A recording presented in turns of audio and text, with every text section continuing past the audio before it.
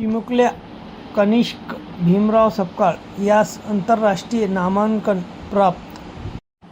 अकोट येथील Saint Paul अकॅडमीमध्ये इयत्ता 5वीत शिक्षण घेत असलेल्या कनिष्क भीमराव सपकाळ यांनी बुद्धिबळ या खेळामध्ये आंतरराष्ट्रीय नामांकन प्राप्त केले आहे.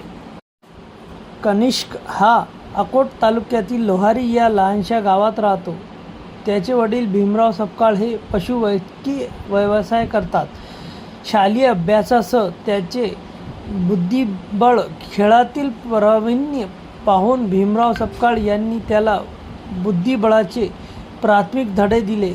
त्यावेळी खूप कमी वेळेत त्याने हा खेळात जम बसविला.